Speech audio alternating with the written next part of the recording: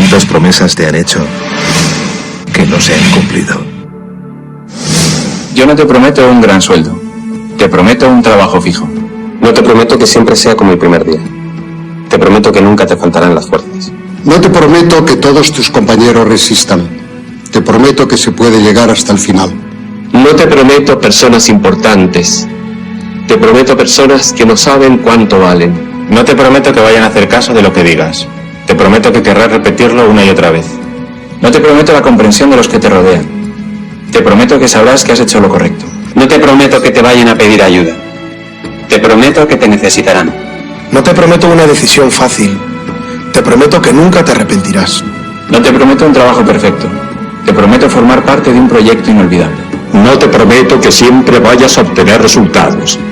Te prometo que tu trabajo dará mucho fruto. No te prometo que vayas a tener grandes lujos.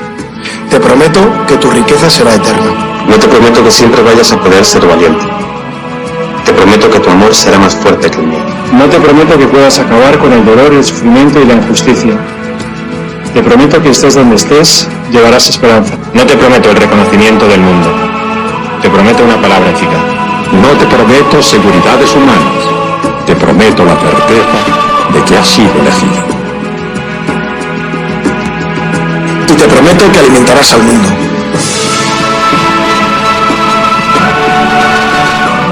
Unirás corazones. Acompañarás a los que sufren. Confirmarás a los que quieren ser fuertes. Experimentarás con ellos la verdadera alegría. Sumergirás a los hombres en la verdad. Y serás sacerdote, testigo de Jesucristo.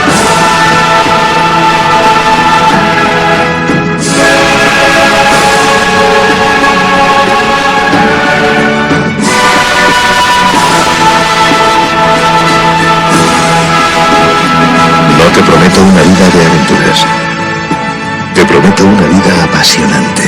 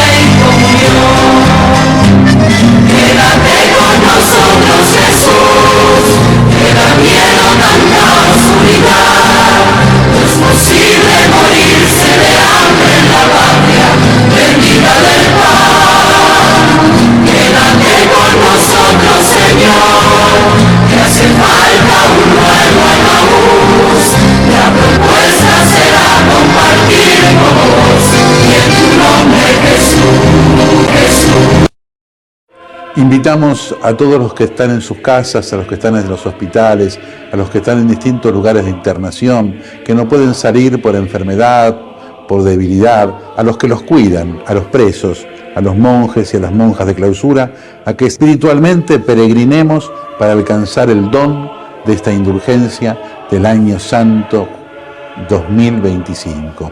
En el nombre del Padre, y del Hijo, y del Espíritu Santo. Amén. Pidamos perdón juntos. Señor, ten piedad. Cristo, ten piedad. Señor, ten piedad. Recemos el credo profesando nuestra fe en Dios en el ámbito de la Iglesia. Creo en Dios Padre Todopoderoso, Creador del cielo y de la tierra, y en Jesucristo, su único Hijo, nuestro Señor, que fue concebido por obra y gracia del Espíritu Santo. Nació de Santa María Virgen, padeció bajo el poder de Poncio Pilato, fue crucificado, muerto y sepultado, descendió a los infiernos, al tercer día resucitó de entre los muertos, subió a los cielos y está sentado a la derecha de Dios Padre Todopoderoso. Desde allí vendrá a juzgar a vivos y a muertos. Creo en el Espíritu Santo, la Santa Iglesia Católica, la comunión de los santos, el perdón de los pecados, la resurrección de la carne y la vida eterna. Amén. Delante de Jesús, mirando a Jesús en el sagrario, le pedimos que venga a nosotros. Señor Jesús, no puedo recibirte ahora con la hostia consagrada, pero te pido que vengas espiritualmente a mi corazón. Jesús, quiero permanecer siempre con vos.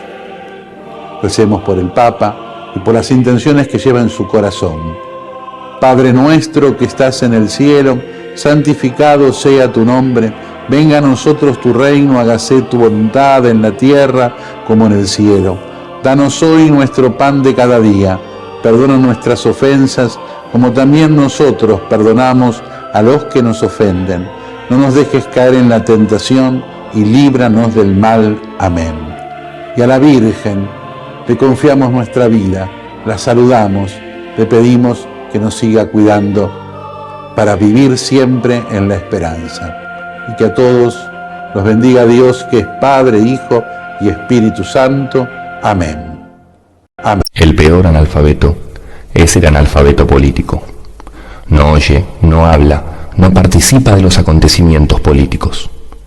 No sabe que el costo de la vida, el precio del poroto, del pan, de la harina, del vestido, del zapato y de los remedios dependen de decisiones políticas.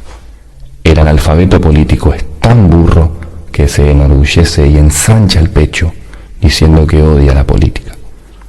No sabe que de su ignorancia política nace la prostituta, el menor abandonado y el peor de todos los bandidos, que es el político corrupto, mequetrefe y lacayo de las empresas nacionales y multinacionales. Luis, ¿era Armando o Alfonso?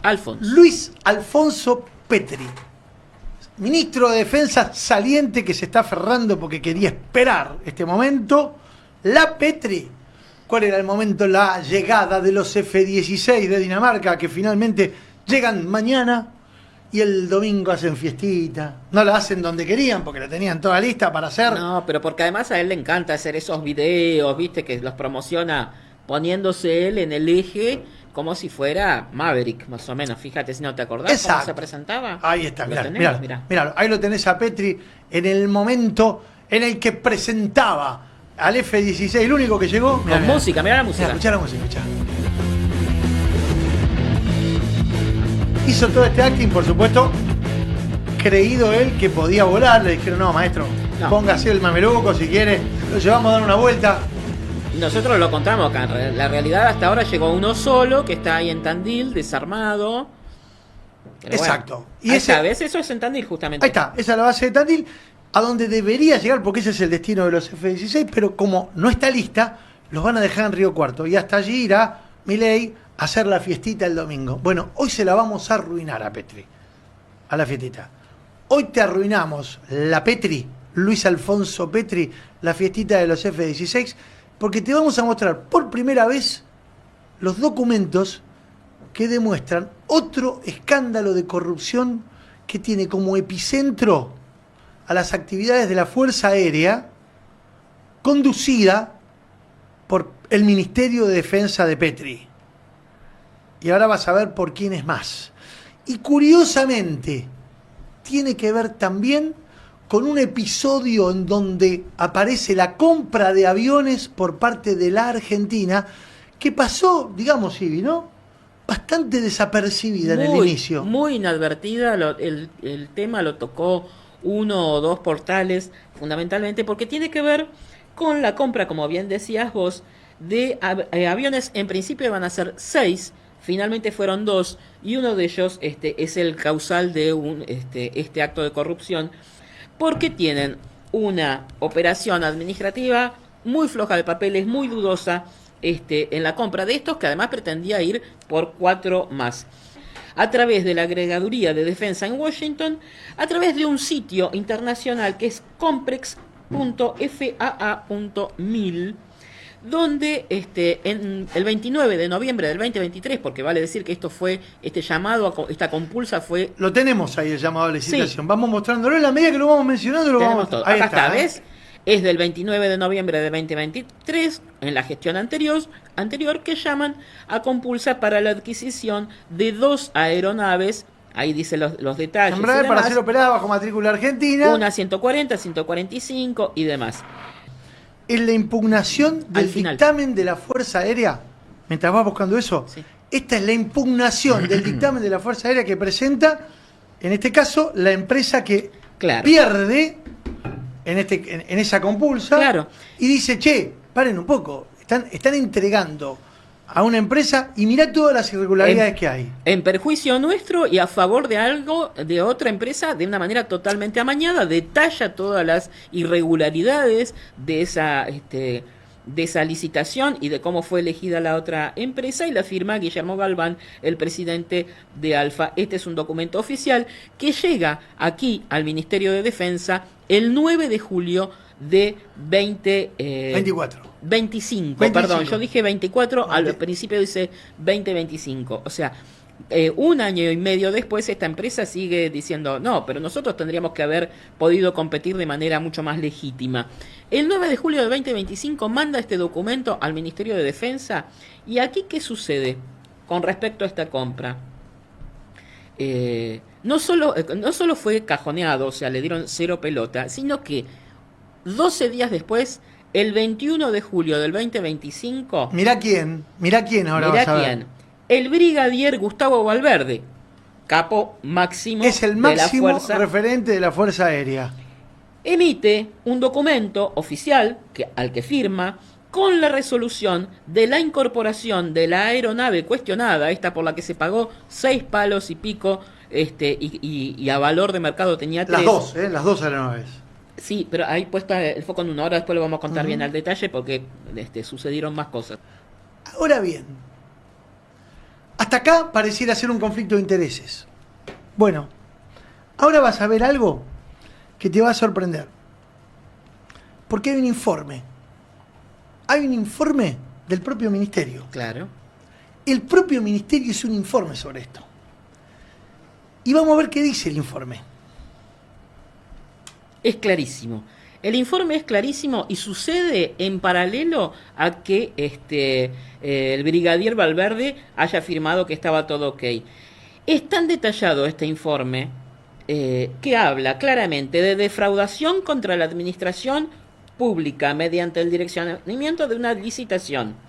Cuenta que el Estado pagó un precio total de $4.085.000, que es el doble del valor real del activo, para financiar la puesta a punto de uno de los aviones. Eso demuestra que se adquirió una aeronave en estado de, y esto es cita textual, obsolescencia técnica inminente, y se trasladó el costo de la reparación al comprador, o sea, a todos nosotros. ¿Se entiende? Nos compraron una verga, chicos. Compraron un avión que nuevo cuesta 2 palos. Lo pagaron 4. Pero es obsoleto. Y lo tenés que arreglar vos. Y por eso lo compraste. Por eso. Y lo pagan 4 porque con esos 2 millones hay que arreglarlo. O sea, con lo que hubieran valido 2 aviones nuevos, compraron uno. A arreglar. Que encima tiene que poner plata. Es como Mauro con la cafetera de media. Lo mismo, más o menos.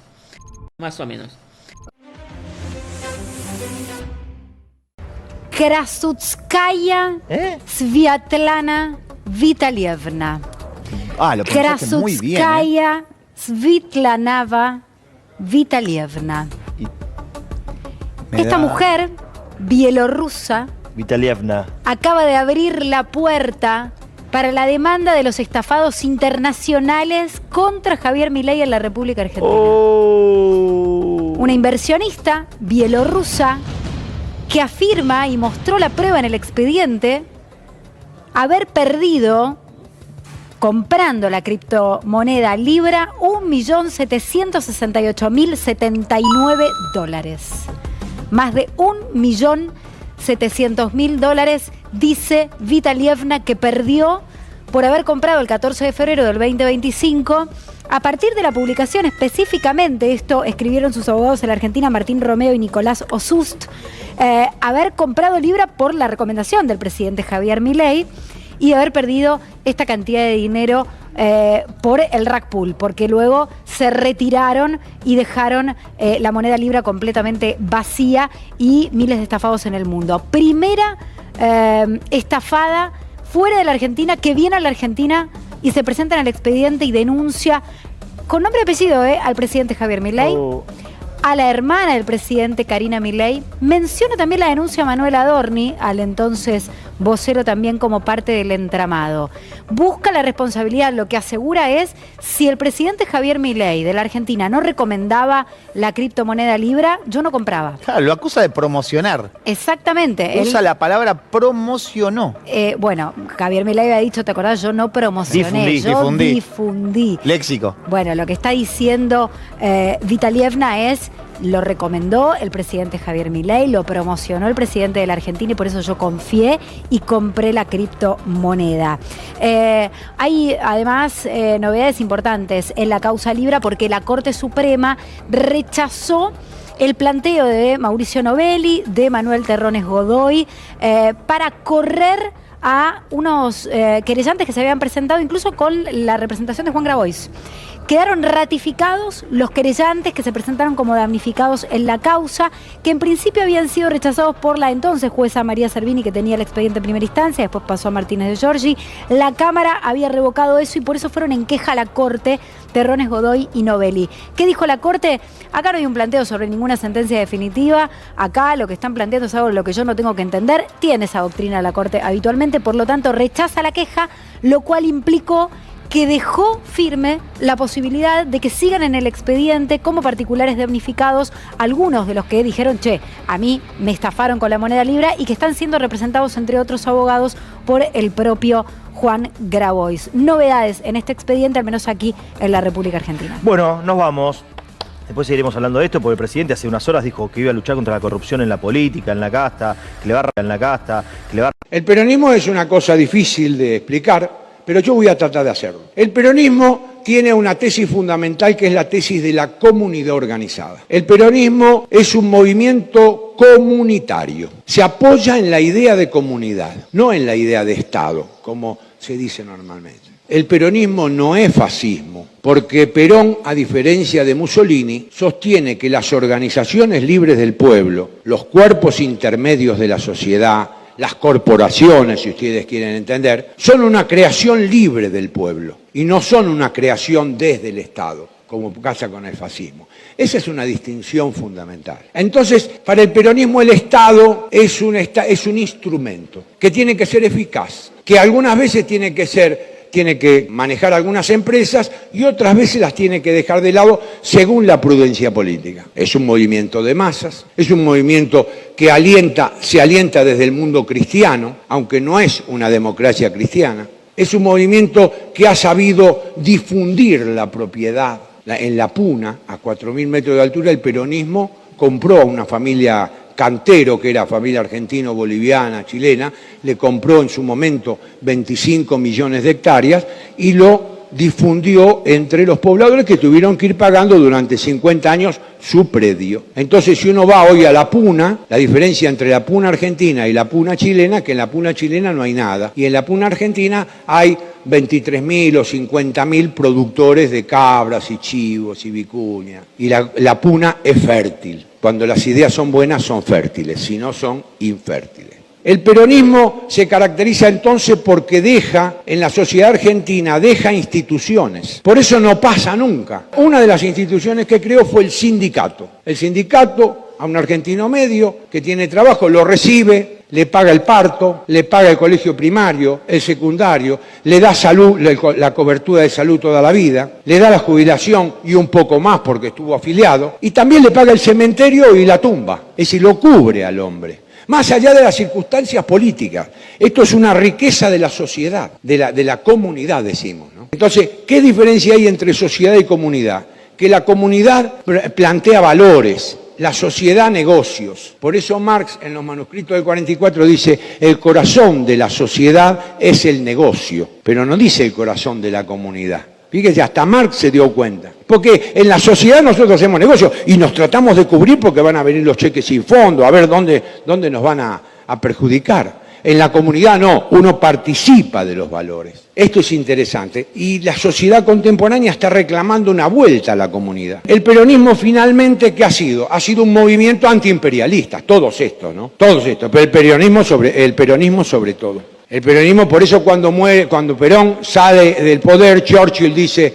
es la mejor noticia que he recibido después de la Segunda Guerra Mundial, la caída del dictador. Y ellos han creado toda una leyenda que este era un nazi, que este era un fascista, que este era un dictador, que este se mataba a la gente, se comía a los chicos crudos. Bueno, ¿qué quieren que le diga? La vez pasada yo fui a un congreso en Venezuela, eran todos marxistas. Había en el Hotel Hilton 2.700 con camisas rojas del Frente Farabundo Martí. Y estaba el secretario de la CGT de Cuba y me llaman a mí para que le explique el peronismo. Le digo, mire, burro viejo no agarra trote, le digo. ¿Por qué? Porque ustedes no lo van a entender. Porque yo para ustedes soy fascista. ¿Sabe qué? Soy fascista, estoy contento y viva la pepa. Pero ustedes nunca van a entender el peronismo.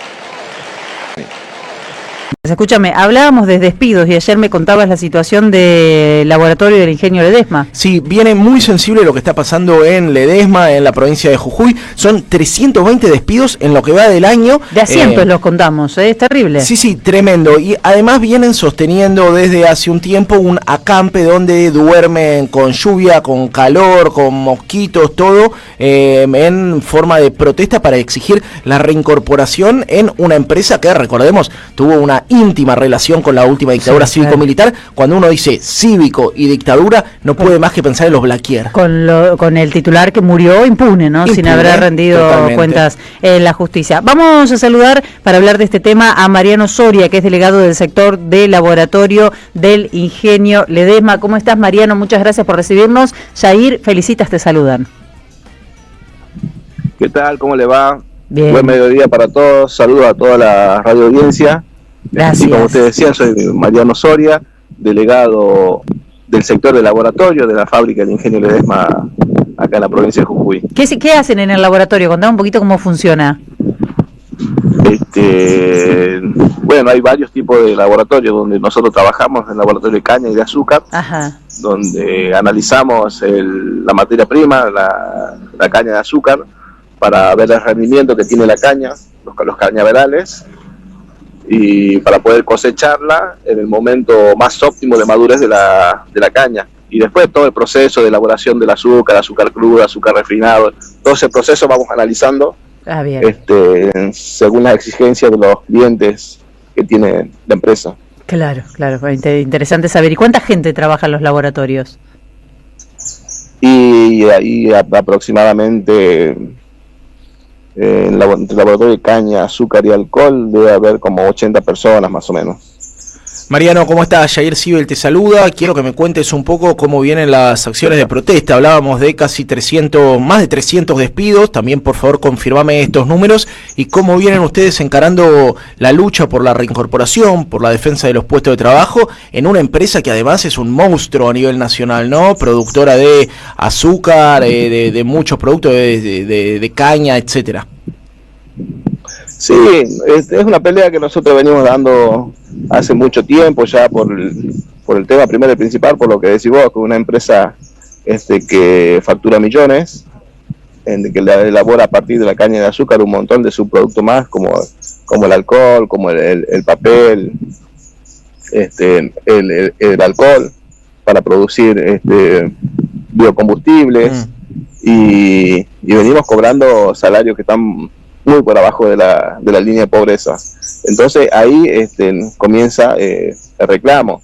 Y después lo que se vive dentro de la fábrica es una dictadura patronal prácticamente, donde donde te obligan a hacer cosas que por ahí, según los convenios y demás, no corresponde. Por ejemplo, hace 2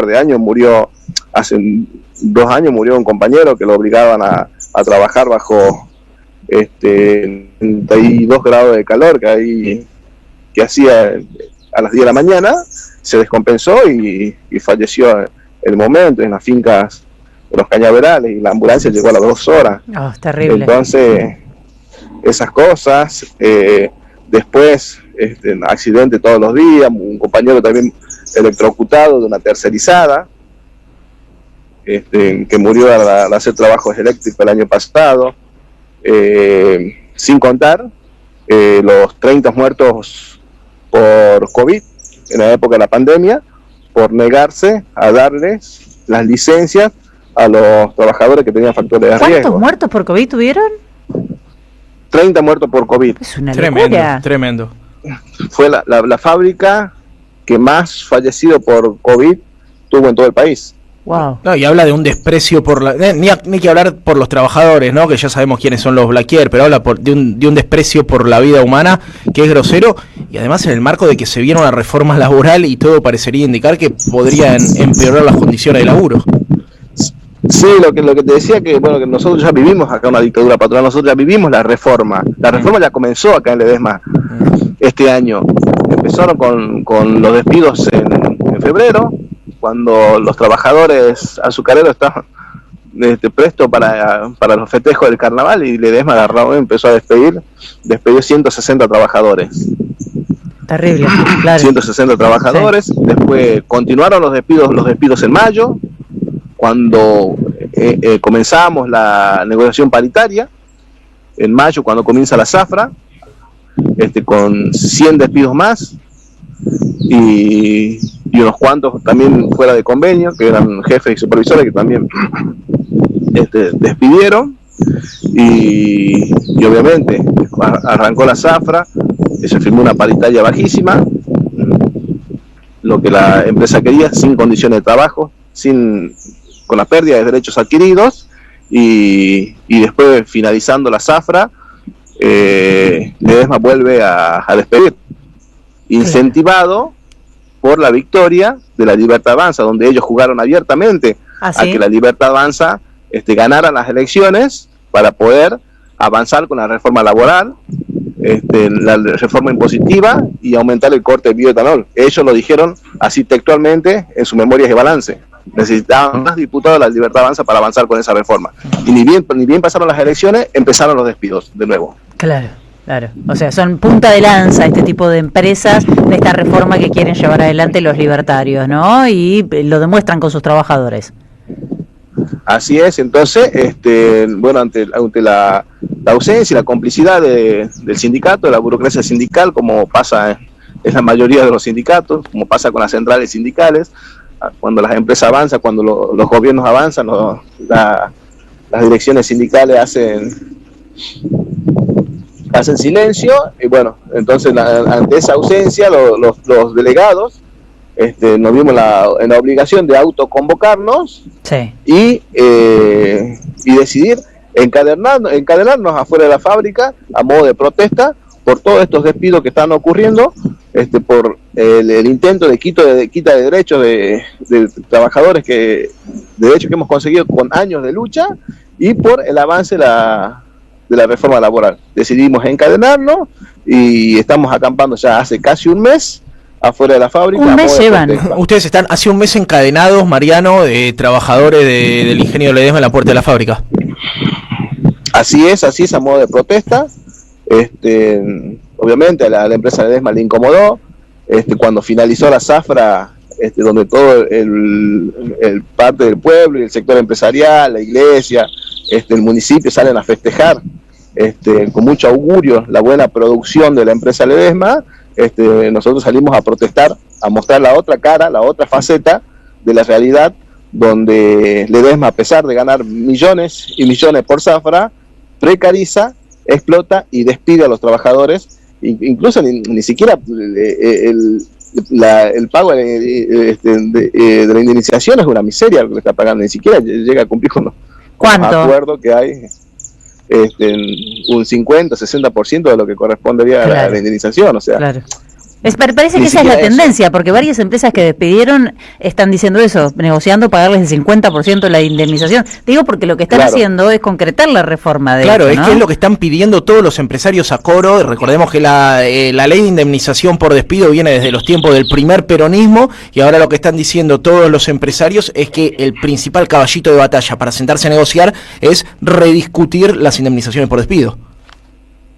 Así es, por eso, como yo te decía, acá en Ledesma ya comenzó la reforma. Nosotros ya estamos viviendo la reforma y una dictadura dentro de la fábrica de azúcar. Mariano, déjame que las otras fábricas que tiene Ledesma. Déjame que te pregunte muy brevemente por la complicidad con el gobierno provincial del radicalismo heredero de la constituyente de Gerardo Morales. ¿Qué rol está jugando brevemente para que nos cuentes ese panorama? Bueno, acá el gobierno provincial, que es el régimen de Morales en realidad, que ahora gobierna Sadir, también ya hace el 2023 modificó la constitución. Hubo una reforma constitucional provincial donde prohibía, limitaba la protesta de los trabajadores, limitaba los cortes de ruta, las protestas, la limitación del reclamo, sobre todo en los pueblos originarios, acá en Jujuy, para después poder despojarlo de su tierra, para poder beneficiar a las empresas mineras que se están instalando en la provincia. Bueno, acá en la fábrica de azúcar, de papel, también pasa lo mismo.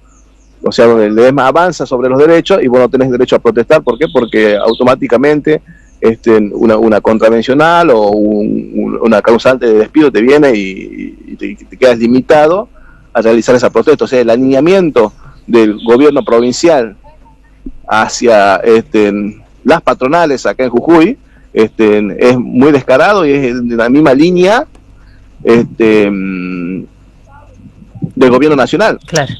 Inclusive es más, Jujuy es un laboratorio sobre todas esas reformas que el gobierno provincial, el gobierno nacional quiere implementar. Acá en Jujuy ya se implementan esas cosas. Mariano, a mí yo la verdad me quedé sorprendida cuando dijo hace un mes que estamos encadenados porque no había visto mucha repercusión. Digo, hay un medio porteño, ¿no? No, bueno, porteño ninguno, y ahí le iba a preguntar en su provincia si por lo menos tienen repercusión mediática. Y bueno, intentamos romper el cerco mediático, hay mucha solidaridad, eso es lo bueno, la gente se solidariza, los almacenes, los remiseros, los otros gremios se acercan a colaborar con mercadería y demás, los docentes, otros trabajadores, pueblos originarios se están acercando y están solidarizando, solidarizándose con esta pelea que nosotros damos, porque sabemos y saben que es que nosotros somos la punta de lanza de todo lo que va a venir después, porque ya se va a empezar a tratar la reforma laboral y bueno, y hay que ponerse en guardia para empezar a pelear. Bueno, y nosotros ya estamos sufriendo parte de esa reforma, por eso estamos dando esa pelea. O sea, solidaridad de los trabajadores hay. Ahora, de parte de los medios de comunicación importante, bueno, es imposible. ¿Por qué? Porque está todo monopolizado y acá lo maneja el poder económico, que son los Blaquier y bueno, los gobiernos. Bueno, pero importante también fue la solidaridad, por ejemplo, del diputado Alejandro Vilca, que él denunció. Claro. Que él denunció el ritual que realiza la empresa Ledesma todos los años al finalizar la zafra de tirar un muñeco de obrero a las cuchillas del trapiche. Tremendo. Sí. Algo que estaba muy naturalizado, que únicamente muestra el desprecio que tiene sobre la vida esta empresa e intentar naturalizar que el trabajador tiene que enfermarse, que el trabajador tiene que accidentarse, que el trabajador tiene que dar la vida. Está naturalizado, claro, que tengan muertos. Para generalizarle ganancias a los patrones.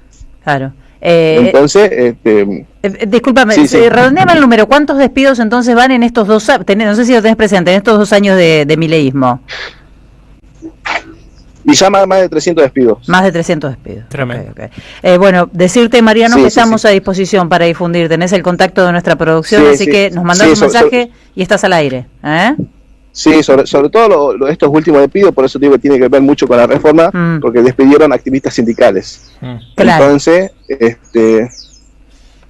sí, despidieron activistas sindicales, activistas exdelegados y demás, o sea, todo trabajador que intenta organizarse, sindicalizarse para reclamar derecho y salario, han sido despedidos. Disciplina con ellos, claro. Mariano, te mandamos un abrazo grande, muchas gracias por recibirnos y lamentamos muchísimo lo que está pasando con vos y con tus compañeros allí.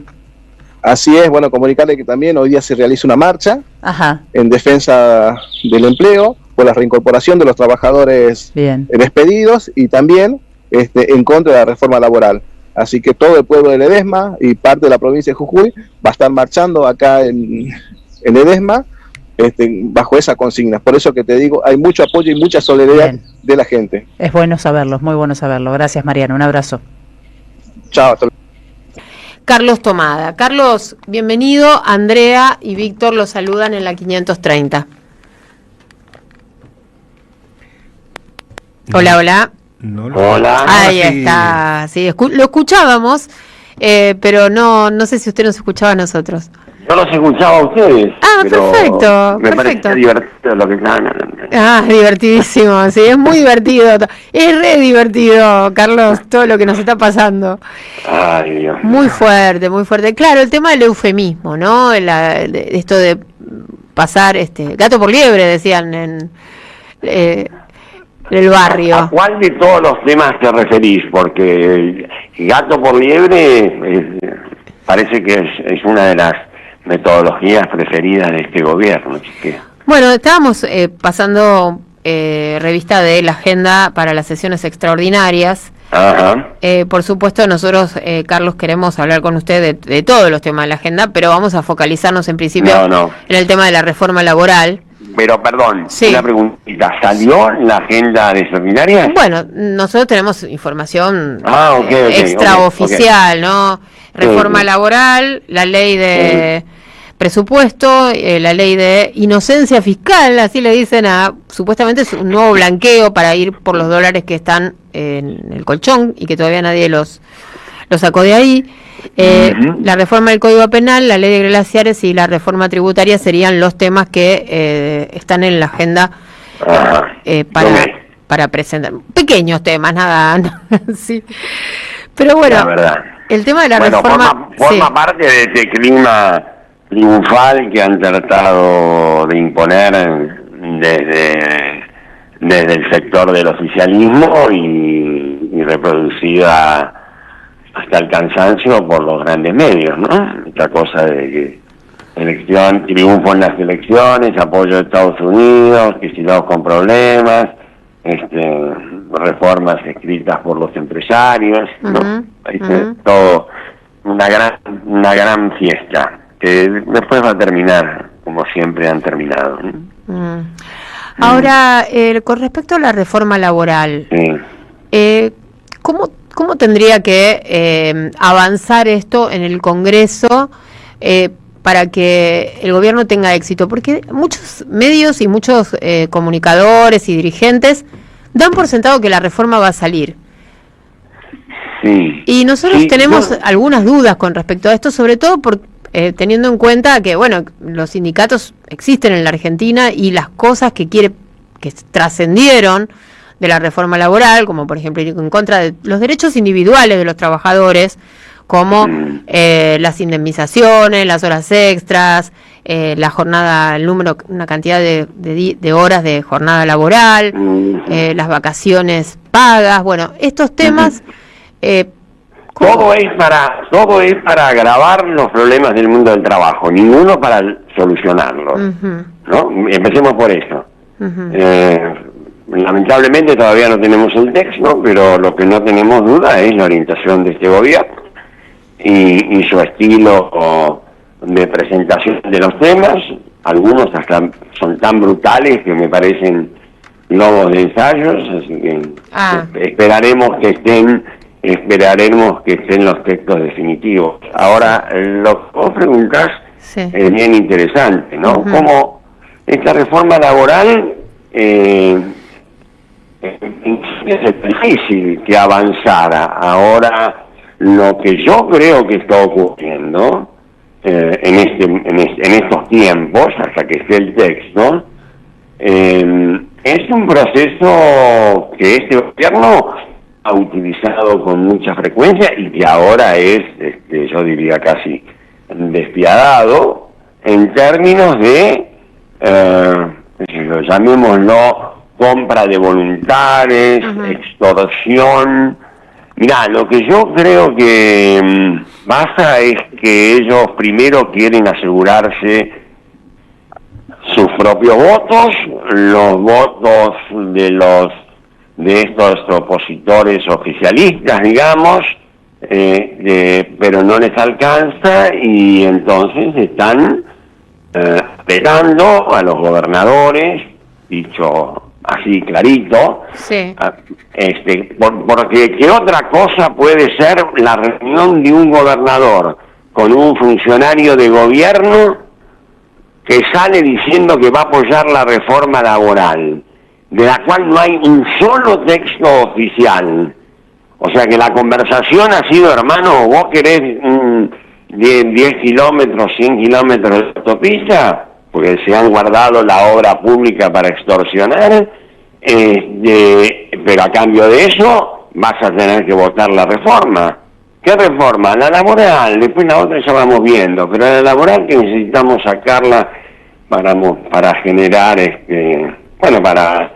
yo creo que el único objetivo de la reforma laboral es el que no dicen, que es la metáfora esa del clavo en el cajón, en contra del peronismo, del kirchnerismo, del sindicalismo.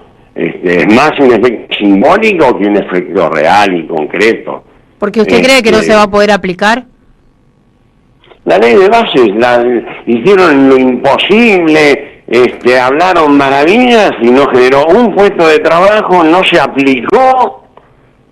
El blanqueo, vos hablabas recién del blanqueo, el blanqueo brutal, inédito, laboral estoy hablando, inédito, que pretendían sacar con la ley laboral, de la ley de bases, no pasó, no pasó, no ocurrió, y eso perdonaron multas, delitos, ahora quieren volver a insistir.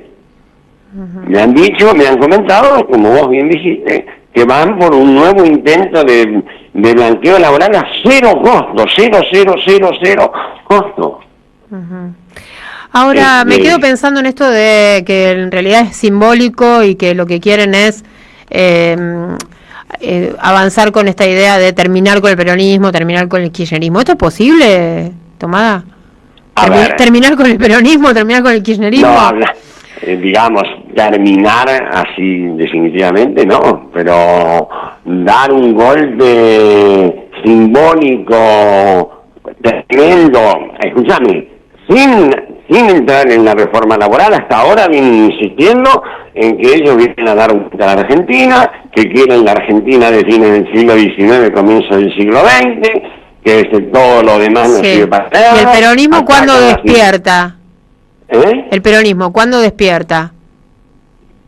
Bueno, el peronismo se presentó a elecciones, unido, y no ganó. Pero pasan pero hay otras cosas en la agenda, aparte de la elección, digo, porque nosotros vemos esto en los dirigentes también, ¿no? Y en la gente que está muy desilusionada y por supuesto, no todo el mundo votó a La Libertad Avanza. Si nosotros tomamos el padrón de las personas que deberían ir a votar, incluimos a los que no fueron a votar, son 3 de cada 10 argentinos los que votaron a La Libertad Avanza. Es decir, que hay 7... Parte de esos votos son los que nosotros tenemos que recuperar y sumar a los que ya tuvimos, que no son pocos, y empezar a dar vueltas a historia. Pero, a ver, podemos hablar, por supuesto, de los problemas que tiene la oposición. Es una oposición que tiene problemas con la conducción, no hemos terminado de resolver ese problema. Sí se está avanzando en distintas propuestas para un programa, pero no alcanza. Y ahora, porque hemos tenido 2 derrotas electorales, lo cual recuperarse no es precisamente fácil. El bloque, por eso mismo, uno de los objetivos es quebrar el bloque que ha tenido un muy buen comportamiento en los primeros 10 años, quebrarlo para que esté definitivamente más débil la oposición. Esa es la realidad, y por eso es un triunfo en ese sentido. Digo que es un triunfo tener la reforma electoral, la reforma laboral. Yo creo, por lo menos tengo la información que deben tener todas, no es especial, de que la CGT ya ha dicho que la va a rechazar. La CGT ha empezado a reunirse con distintos sectores para conseguir adhesiones, cosa que le va a costar mucho. Porque el gobierno está apostando mucho a esta reforma. Para ellos es central. Y bueno. Ahí está ¿Qué Víctor. tal, Carlos? ¿Cómo le va? Consultar. Víctor le habla. Sí, ¿cómo le va? Un gusto, como siempre. Carlos, quiero apelar a su experiencia de tantos años como ministro de Trabajo, a la posibilidad que tuvo de conocer las realidades no solo de los países latinoamericanos, sino prácticamente de todos los países del mundo. ¿Hay algún ejemplo de algún país en cualquier continente del mundo que, aplicando políticas de ajuste, retracción del consumo, caída de la actividad y pérdida de derechos, haya aumentado sus niveles de empleo? Hola. Sí. Hola. Hola, ¿me escucha? Sí, estaba escuchando tu enumeración de calamidades. No, pero por supuesto que no. Por ejemplo, que no hay ningún ejemplo, no hay ni siquiera un ejemplo de que haya habido una reforma laboral en el sentido que va la que están tratando de imponer en la Argentina, que haya tenido éxito. Es más viejo. En el mundo, ahora, en los últimos años, se está viendo reformas laborales que desmantelan, reformas laborales que se hicieron en los 90 y después de la crisis financiera del 2008. Se están desmontando en España, en México, en Francia. Hasta en Estados Unidos habían empezado con Biden a modificar algunas normas. Por ejemplo, la reducción de la jornada laboral. No es un problema, Andrea, porque no es un problema de normativa. No, claro. El empleo se genera a partir del crecimiento económico, de un crecimiento económico que genera empleo. No cualquier crecimiento. Digo, celebro, aplaudo y espero que no decaiga el crecimiento económico que viene de la energía, de la minería responsable, de todo eso, pero tiene que haber también crecimiento económico inclusivo a partir de la industria. Y tiene que haber una reforma tributaria, antes de meternos en todos estos temas, una reforma tributaria que le ponga un poco de justicia a un sistema que hasta el día de hoy todo el mundo sabe que ataca a la producción y al trabajo, especialmente en el sector pyme. Esos son los temas que tiene que ver la reforma laboral con la solución de los verdaderos problemas que nos tenemos y que de algunos somos responsables, en fin, pero es por otro lado. Pero vio que tratan de imponer ese relato, ¿no? De que si se flexibilizan las leyes laborales, los empresarios, aunque no le vendan ni un vaso a nadie, igual van a tomar empleados. Pero no es que lo tratan de imponer. El problema es que ya lo impusieron. Y lo impusieron hace varios años. Desde los 90, empezando por la dictadura cívico-militar, si querés que arranque. El discurso de José Alfredo Martínez de Hoz del 30 de abril de 1976 planteaba este tema. Otra de las cosas, Carlos, que tratan de imponer, y que usted seguramente tiene las cifras claras, es que una de las razones que justifican la existencia de la reforma laboral es desarmar la industria de los juicios laborales. ¿Existe una industria de juicios laborales? ¿Hay tantos juicios laborales? Si los empresarios cumplieran con las leyes, ¿habría juicios laborales? Escúchame, yo tengo un problema con tus preguntas. Sí. Que todas tus preguntas lo único que tengo que decir es sí. Estoy de acuerdo con lo que decís. Pero yo, bueno, pero ¿hay tantos juicios laborales? Perdón, pero con respecto al tema... 5% de juicios laborales sobre 1,5 millones de trabajadores. No existen. ¿A ustedes les parece que es industria del juicio? ¿A ustedes les parece que habría industria del juicio si no hubiera elusión y evasión en el cumplimiento de las normas laborales y tributarias?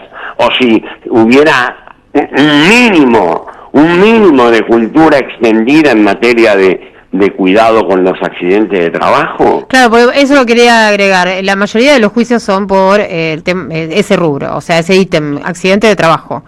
Y además, bueno, personas que nunca son, registradas como trabajadores formales. Y luego las despiden, o sea, en ese proceso son despedidas. Entonces reclaman por sus derechos. Y además eso siempre se arregla porque los abogados, muchos dicen que los juicios laborales demoran mucho, las personas tienen necesidad. Dicen la verdad que demoran mucho. Por eso, pero asesoran a los trabajadores de ese modo también, ¿no? Diciéndoles, bueno, mejor que arregles, si no te esperes 5 años sin un mango. Y un poco, bueno, pero, va por ahí la cosa. También, mirá, yo ahora me estoy dedicando a la formación de delegados, ¿no? Sí. Y en reuniones que duran días enteros y directamente en diálogo con ellos. Estoy azorado, ya que apelaban a mi supuesta experiencia. A pesar de esa experiencia, estoy sorprendido por la cantidad de accidentes de las que tomo nota. Claro.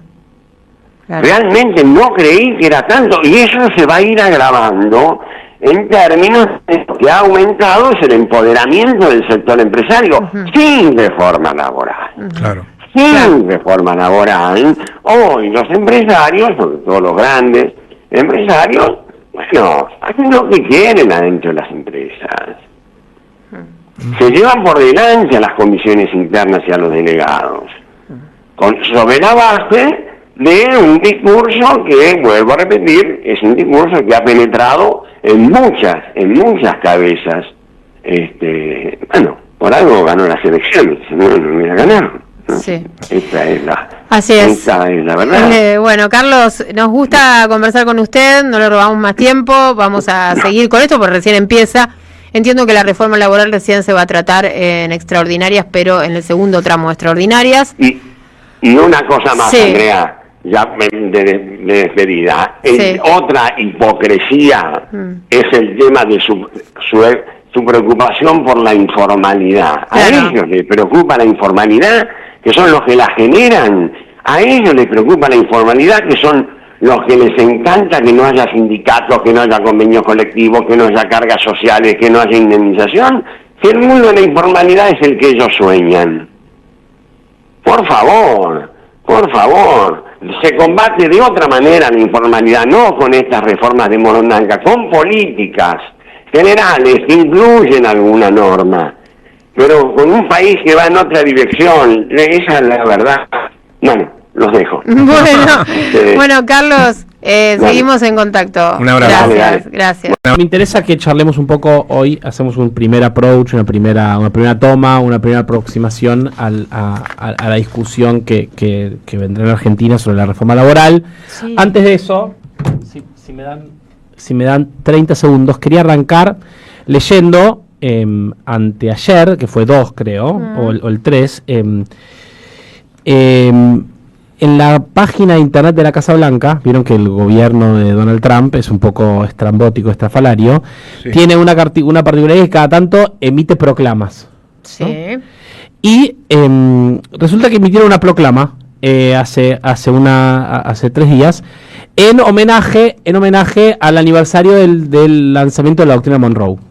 Recordarán esa vieja doctrina del presidente norteamericano James Monroe, que decía básicamente América para los americanos, que los Estados Unidos eran digamos, el líder del continente americano y por tanto tenían una potestad para definir lo que ahí pasaba. Dice, en la proclama que sacó la Casa Blanca, el 2 de diciembre de 1823, la doctrina de la soberanía estadounidense quedó inmortalizada en la prosa, cuando el presidente Monroe declaró ante la nación una simple verdad que ha resonado a lo largo de los siglos. Los Estados Unidos nunca vacilarán en la defensa de nuestra patria, nuestros intereses y los intereses de nuestros ciudadanos. Hoy mi administración reafirma con orgullo esta promesa bajo un nuevo corolario Trump de la doctrina Monroe. El pueblo estadounidense, no naciones extranjeras ni instituciones globalistas, controlarán siempre el destino de nuestro hemisferio. Estados Unidos, nadie por afuera, ni ninguna institución va a controlar el destino de este hemisferio, dice Trump, y lo llama doctrina de Estado, ¿no? El corolario Trump a la doctrina Monroe. Hace más de 2 siglos, el presidente Monroe proclamó ante el Congreso lo que se conoce como la legendaria doctrina, Toda nación supo que los Estados Unidos de América emergían como una superpotencia como ninguna que el mundo conocerá jamás y que nada podría igualar en la fuerza, unidad y determinación de un pueblo amante de la libertad. Para defender a los trabajadores e industrias de nuestra nación, recientemente aseguré acuerdos comerciales con El Salvador, Guatemala, Ecuador y Argentina, permitiendo un acceso de mercado más amplio y fluido. Revigorizada por mi corolario Trump, la doctrina Monroe está viva y vigente y el liderazgo estadounidense regresa con más fuerza que nunca. Hoy renovamos nuestro compromiso de anteponer siempre la soberanía, seguridad y la seguridad estadounidense. Sobre todo jugamos proteger nuestro preciado legado nacional de autogobierno republicano contra toda amenaza. El gobierno norteamericano afirma, mandamos nosotros en este continente. Y uno puede hacer un caminito de toda América Latina para ver una injerencia directa, sin mediaciones, sin sutilezas, ¿no? Sin complejidades, del gobierno norteamericano en toda la región. Esta semana se discutió mucho la amenaza norteamericana con un cuarto de su flota marítima asentada sobre las costas venezolanas, amenazando con una invasión terrestre a Venezuela y también a Colombia, luego de por lo menos 2-3 meses donde el gobierno de Estados Unidos hace ejecuciones extrajudiciales que empiezan a investigarse como crímenes de guerra a lo que aparentemente son pescadores colombianos o venezolanos en las costas del Mar Caribe. Esto está pasando hoy en nuestro continente. La injerencia de Estados Unidos en la Argentina es parte de una trama más grande de lo que uno podría llamar un repliegue agresivo de los Estados Unidos, ¿no? Estados Unidos está perdiendo capacidad de dominación global, se achica, se retira hacia, hasta más cerca de sus propias fronteras, ¿no? Pero pretende ejercer sobre este territorio una dominación más fuerte, más directa, más frontal, más violenta, que es un poco lo que estamos viviendo en estos días. La semana pasada charlábamos, luego del acuerdo de los Estados Unidos con la Argentina, luego de las elecciones llega el embajador Peter Lamelas, que está haciendo una ronda en la Argentina, muy activo, reuniones sin parar. Ayer hubo una reunión de la Cámara de Comercio norteamericana en la que habló Peter Lamelas, que dijo, no nos interesa involucrarnos en la política interna, pero bueno, vinimos a apoyar al amigo Milei y asegurarnos que le vaya muy bien a él y sobre todo a nosotros. La Cámara de Comercio americana, te lo contaba la semana pasada, dijo que para que lleguen las inversiones norteamericanas a la Argentina se tenía que aprobar un paquete de leyes exigiendo, ¿no?, que eran, se las vamos a leer. AmCham enumeró 7 proyectos impulsados por las empresas estadounidenses. El primero es del presupuesto nacional, seguido por la reforma laboral, la reforma tributaria, la cuestión de la ley de glaciares, que por ahí la charlaremos en algún otro momento, la modificación de la inocencia fiscal y una reforma al Código Penal. Bajo su perspectiva, esos temas van a ser colocados en el transcurso de las semanas para entrar probablemente en extraordinarias. Es decir, la Cámara de Comercio norteamericana te anuncia, ¿no?, lo que después el gobierno firmará por decreto en convocatorias extraordinarias. ¿Qué va a ser la convocatoria extraordinaria, Andrea? Recupero lo que dice la Cámara de Comercio norteamericana. Sí. Lo que dice el corolario Trump de la doctrina Monroe. Acá mandamos nosotros, eso es lo que nosotros decimos. Te había contado hace unas semanas también que cuando se firmó el acuerdo con el Fondo Monetario, Cristalina Georgieva dijo lo primero que tiene que hacer Milei es ganar las elecciones y después hacer una reforma laboral. Las instrucciones del Fondo Monetario, que por supuesto están en todos los documentos del FMI sobre la Argentina desde hace 10 años, 2015, 2016, 2017, siempre el FMI decía reforma laboral, reforma laboral, reforma laboral. En el acuerdo que firmó Alberto con Martín Guzmán aparecía también la reforma laboral, el pedido del FMI de la reforma laboral, y por supuesto en este que firmó en 2025, el gobierno de Milei, también está la reforma laboral. Bueno, entonces quisiera que dediquemos los próximos 10 minutos a charlar sobre la reforma laboral, una primera aproximación a este tema, que entender que viene de ahí, digamos, ¿no? definiciones norteamericanas sobre qué es lo que va a pasar en la Argentina, y después los vasallos locales que se suben al tren, ¿no? Esta es la agenda de las sesiones extraordinarias. Esa es la gente del Congreso, ¿no? Porque ayer la adelantamos y me está faltando una. Presupuesto, reforma laboral, tributaria, inocencia fiscal, Glaciares, reforma laboral. Sí. ¿Y qué nos falta? Eran Código 6. penal.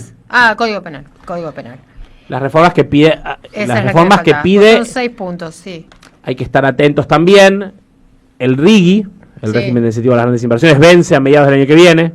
También por eso hay tanto apuro de las grandes empresas por resolver todo ya, para poder entrar al régimen con más beneficios fiscales. Pero bueno, lo primero que se discutirá aparentemente junto con el presupuesto en la Argentina es una reforma laboral. Y me interesa pensar qué va a hacer el peronismo alrededor de eso. Ustedes saben, el gobierno de Milei tuvo 3 intentos de reforma laboral. El primero estaba el DNU 7023, un amplio capítulo de flexibilización laboral que fue en su totalidad rechazado por inconstitucional en el DNU 7023. Hubo un segundo intento en la segunda versión de la ley bases, ¿no? De la ley ómnibus originaria, que finalmente se aprobó. En efecto, Milei ya tuvo una primera reforma laboral a principio de su gobierno, el Banco de Horas, recordarán. Una serie no funcionó. Exacto. No funcionó el Banco de Horas. Y ahora vendrá un nuevo intento de reforma laboral. Porque en efecto, esto me parece que es algo evidente, igual quiero subrayarlo, en la Argentina la historia de cosas que se llaman reforma laboral, pero son el argumento de, para lograr que se creen más puestos de trabajo, hay que quitarle derechos, salario y condiciones a los trabajos que existen. Esa es la idea. Si yo le saco a los trabajadores que tienen, vamos a poner entre comillas, buenos trabajos, si le saco derechos a esos trabajadores, se van a crear más de esos trabajos. Claro. Ese será el argumento, fue el argumento que se usó en la Argentina en la década de los 90. Hay que recordar. Los argumentos de la derecha, ¿no? De históricamente. Hay que recordar, el gobierno de Carlos Menem llega con una fuertísima impronta de reforma laboral, la ley de empleo de 1990, el ticket canasta, incluso la ley Banelco. Toda la década de los 90 es una sucesión infinita de reformas laborales con este argumento. ¿Y cuál fue el resultado? Sabemos.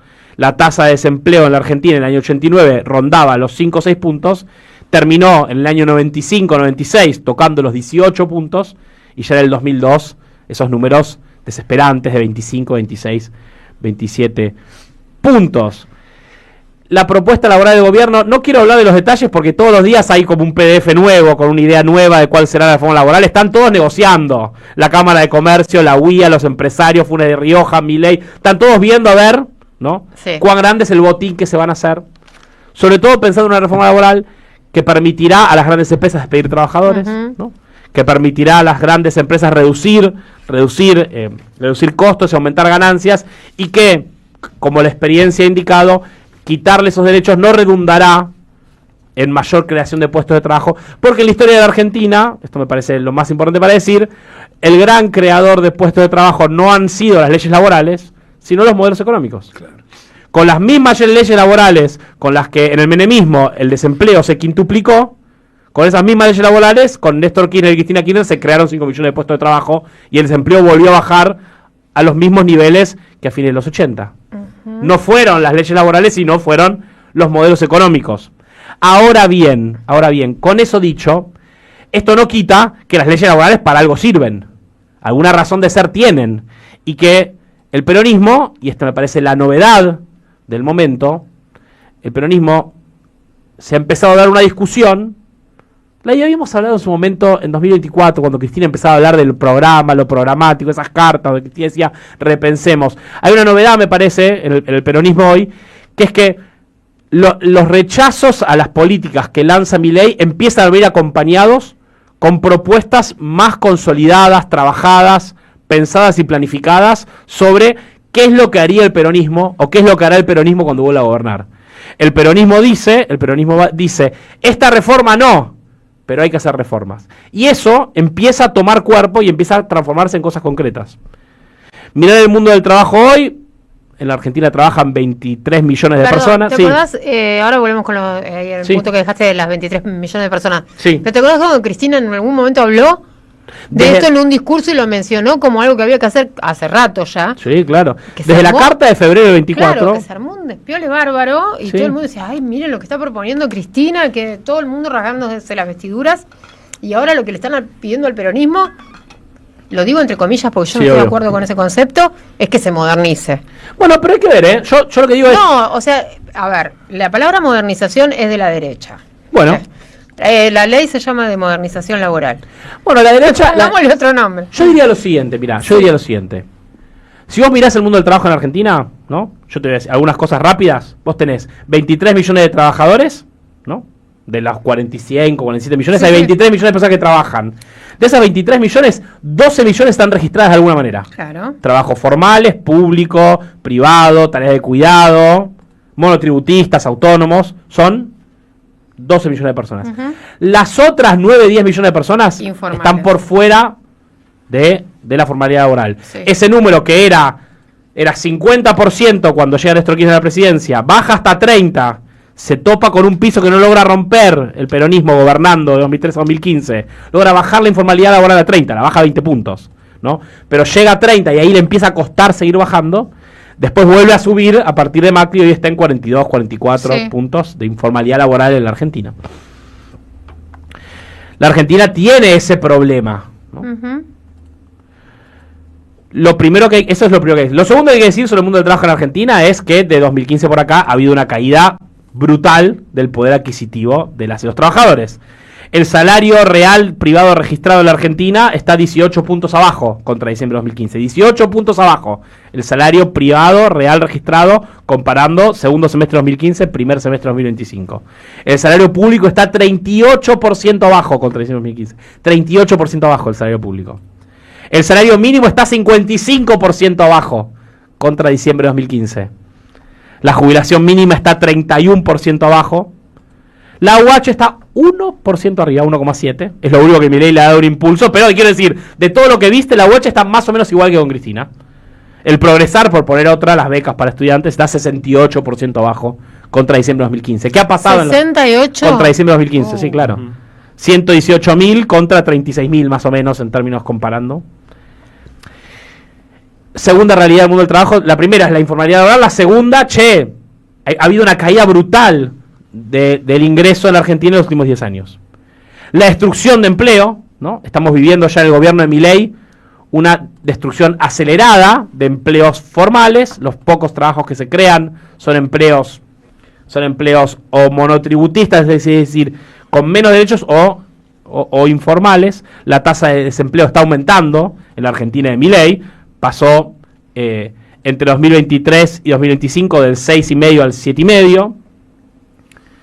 Una nueva realidad de la Argentina, el pluriempleo, está aumentando la cantidad de personas que tienen más de un trabajo, sí. ¿no?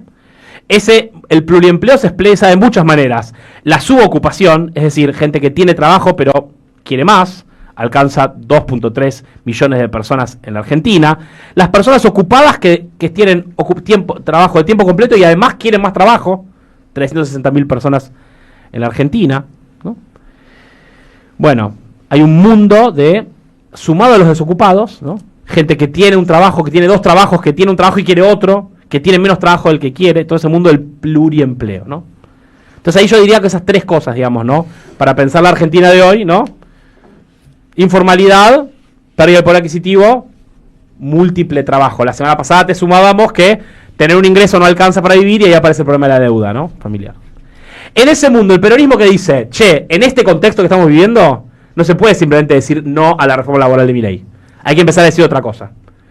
Sale el viernes pasado, nos lo llevamos a charlar, un comunicado del Partido Justicialista que dice sí al trabajo, no a la precarización laboral del FMI, y dice, los peronistas no nos oponemos a una reforma, nos oponemos a la precarización laboral disfrazada de reforma. Nuestras prioridades son, y el Partido Justicialista marca, 1, recuperación del salario.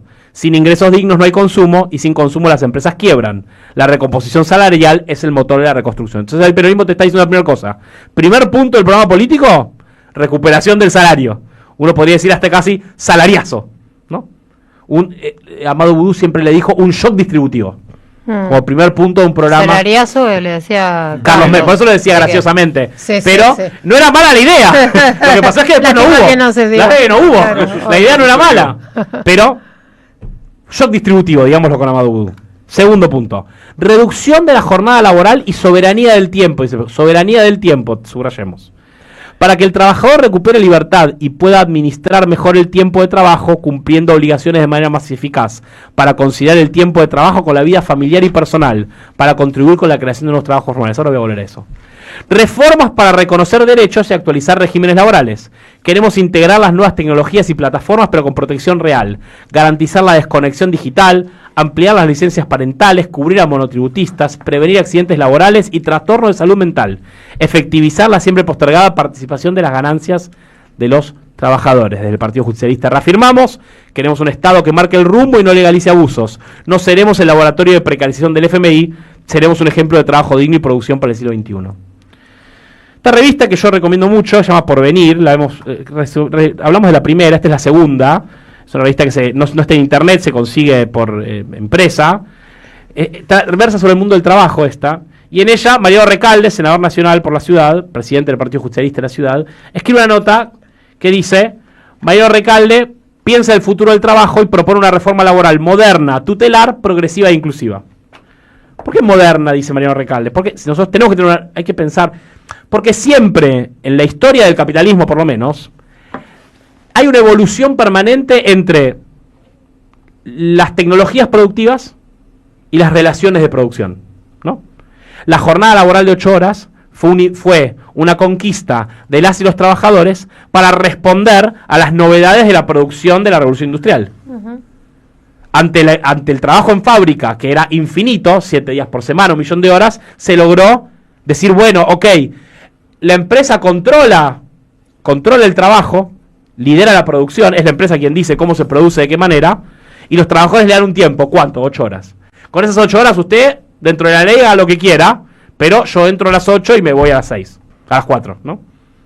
Eso fue una respuesta de la época. Ajá. Bueno, vivimos en una época donde la gente trabaja con, la gente trabaja con aplicaciones. Hay otro tipo de trabajo, no solamente el de la fábrica. El avance de las tecnologías también hace repensar. Y el peronismo, entiendo que Diego Mario me está empezando a decir que termine, escuché un ruido. Un grito, decilo. Mario Recalde dice: moderna, porque hay que atender a las nuevas realidades.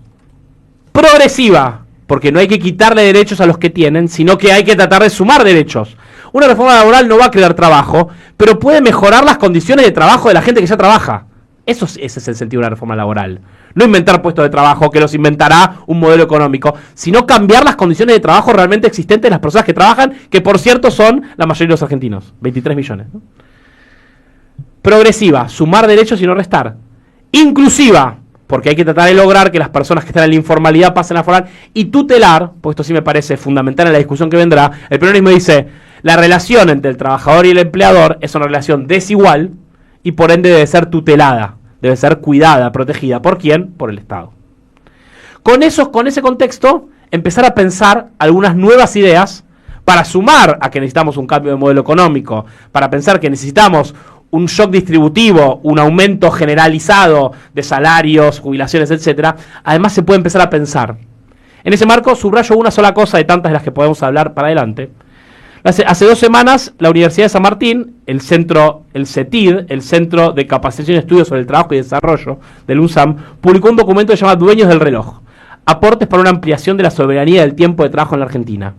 Uno puede seguir el recorrido de ese documento. Sus autores tuvieron reuniones con la Secretaría de Trabajo y Nuevas Relaciones Laborales del Partido Justicialista, y ese concepto que aparece en este documento de la Universidad de San Martín, el concepto de soberanía del tiempo, de repente termina apareciendo en el comunicado del Partido Justicialista.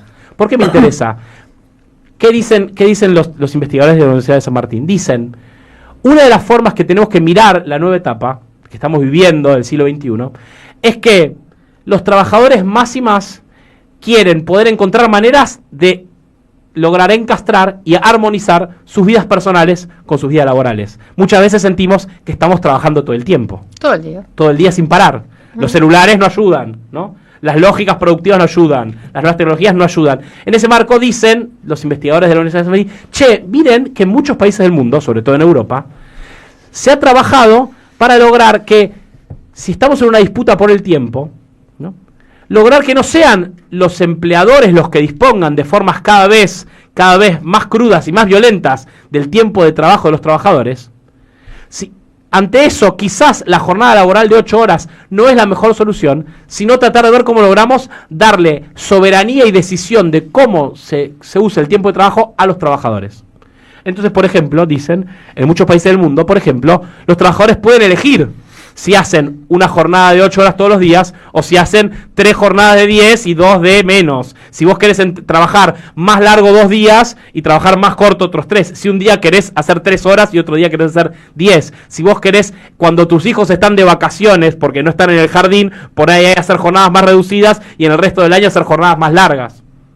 Darle a las y los trabajadores soberanía y capacidad de decisión de su tiempo, porque eso también hace a los trabajos de la nueva época, ¿no? Bien. En ese marco el peronismo dice, no solo hay que oponerse firmemente a las políticas de Milei, decir que no alcanza, hay que empezar a abrir una conversación política con las grandes mayorías sobre cuál es el mundo del trabajo que queremos volver a construir. Entonces será, obviamente, con mejores ingresos, con otro modelo económico, pero también repensando la participación de los trabajadores en las ganancias, nuevos regímenes de licencias, la reducción de la jornada laboral y también, por ejemplo, la soberanía de las y los trabajadores para poder construir sus propias jornadas de trabajo y no quedar esclavos de las definiciones cada vez más delirantes que hace el gran capital sobre cómo usamos nuestro tiempo. Los pobres que se odian entre ellos. Cómo la ingeniería social del poder programa el odio horizontal para que nunca miremos hacia arriba. No es espontáneo, no es casual, es diseño. Una sociedad que ha normalizado la explotación necesita producir odio. Y lo hace con precisión quirúrgica. Cada día, cada medio, cada algoritmo, te señala a un nuevo culpable. El inmigrante que te quita el trabajo. La mujer que pide mucho. El viejo que ya no produce. El joven que no respeta. El vecino que corta la calle. Tu pareja, tu hijo, tu propio reflejo. Nos entrenaron para desconfiar de quien tiene lo mismo que nosotros. Casi nada. Y así, el pobre odia al pobre. El explotado desprecia al explotado. El precarizado desconfía del que sobrevive distinto. Mientras tanto, los de arriba no aparecen. No tienen rostro, no tienen acento. Tienen offshores, apellidos y blindaje. Y siguen cobrando. Porque si odias a tu vecino, no miras al banco que se queda con tu casa. Si culpas al que recibe un plan, no ves al que tiene subsidios millonarios del Estado. Si odias al maestro, no cuestionas al ministro que recorta educación. La lógica es clara. Donde hay explotación, tiene que haber un culpable. Y como no podés ver al verdadero, te dan uno de mentira. Así funciona la ingeniería del odio. Y es perfecta. Porque es cotidiana. Y porque funciona sin que lo notes. Los medios te educan para odiar. El algoritmo te lo refuerza. El discurso te lo normaliza. La política lo explota. Y vos lo repetís como si fuera pensamiento propio. Odias al otro pobre, porque es lo único que podés hacer sin consecuencias. Odias en horizontal, porque en vertical no se puede mirar sin que tiemble todo. El modelo no necesita represión si ya logró que la gente se odie sola. Y en ese clima, todo se descompone. El padre odia al hijo, el joven al anciano, el trabajador al desempleado, el que alquila al que ocupa, el que paga al que recibe, el que critica al que apenas sobrevive. Y mientras tanto, los verdaderos responsables siguen sin nombre ni rostro. Nadie odia al rico. Nadie odia al que finge neutralidad desde su despacho. Nadie cuestiona al experto que explica la pobreza como si fuera un fenómeno natural. Porque ellos no se ven. Y lo que no se ve, no se toca, no se juzga, no se odia. Y esto no es un fenómeno aislado. En toda América Latina ocurre igual. En Argentina, los medios señalaron durante años al piquetero, al beneficiario de un plan, al trabajador informal, mientras el FMI se llevaba el futuro y las fortunas salían por Ezeiza. En Colombia, se criminaliza al joven de barrio, al mototaxista, al que vive en la informalidad, mientras los corruptos blindan su riqueza en Panamá. En México, se teme más al migrante que cruza la frontera que al empresario que explota a su propio pueblo. En Chile, en Perú, en Brasil, el patrón es idéntico: miedo, odio, división. Todo mientras las élites se coordinan para seguir saqueando. Es el neoliberalismo en su fase más eficaz, cuando ni siquiera necesita explicar su doctrina, porque ya la instaló en la cabeza del explotado. Te enseñó que el Estado es ineficiente, que los pobres son vagos, que cada quien tiene lo que merece. Y vos, que no tenés nada, terminás creyendo que te lo mereces. Te hicieron sentir culpable por no tener, y rencor por ver que otro tiene lo poco que vos no. y ahí nace el odio horizontal. Esa rabia programada, esa violencia simbólica que no toca el poder, pero revienta al vecino. Es el alma del modelo. Dividir para reinar, odiar para no pensar. Porque si odias, no organizás. Si culpas al otro pobre, no entendés que están en la misma trampa. Si desprecias al que vive distinto, no ves al que diseñó el encierro. Y entonces, el neoliberalismo hace su trabajo sucio, sin mancharse las manos. Desarma lo colectivo, ridiculiza lo común, convierte la sociedad en un ring de miserias enfrentadas. El odio es la anestesia de los explotados. Y en este sistema, el que odia a su igual no es libre, es funcional. La rabia que no mira hacia arriba es obediencia. La indignación que no toca al poder es complicidad. Porque el verdadero enemigo no corta la calle, no cobra subsidios, no usa gorra, está en traje, cobra comisiones, tiene acciones, y se ríe mientras vos odias al que vive igual de jodido que vos. Escrita por Manuel Fernando González Villamil. Pueblo que escucha, únete a la lucha. Pueblo que escucha, únete a la lucha. Pueblo que escucha, únete a la lucha. Pueblo que escucha, únete a la lucha. Pueblo que escucha, únete a la lucha. Pueblo que escucha, únete a la lucha. Pueblo que escucha, únete a la lucha. Pueblo unido, nunca vencido. Pueblo unido, nunca vencido. Y luche, luche, luche, no deje de luchar. Y luche, luche, luche, no deje de luchar. Por un canto de obrero, obrero y popular. Y luche, luche, luche, no deje de luchar. Pobre el pobre que no luche, siempre callado nomás. Le han de robar su guitarra, nunca más ha de cantar. Y luche, luche, luche, no deje de luchar. Y luche, luche, luche, no deje de luchar. Por un canto de obrero, obrero y popular. Y luche, luche, luche, no deje de luchar. Pueblo que escucha, únete. ¿Qué cosas tiene mi pueblo que no las puedo callar? Cualquiera viene y le ofende y él calladito nomás. Pero guarda al que trampea, pero guarda al que le miente. Porque mi pueblo no es tonto, porque mi pueblo es valiente. Porque mi pueblo algún día cuando la sangre reviente habrá de salir cantando con un fusil en la frente.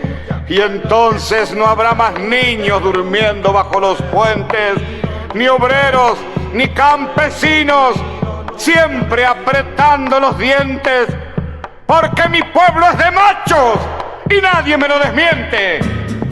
Y luche, luche, luche, no deje de luchar. Y luche, luche, luche, no deje de luchar. Por un canto de obrero, obrero y popular. Y luche, luche, luche, no deje de luchar.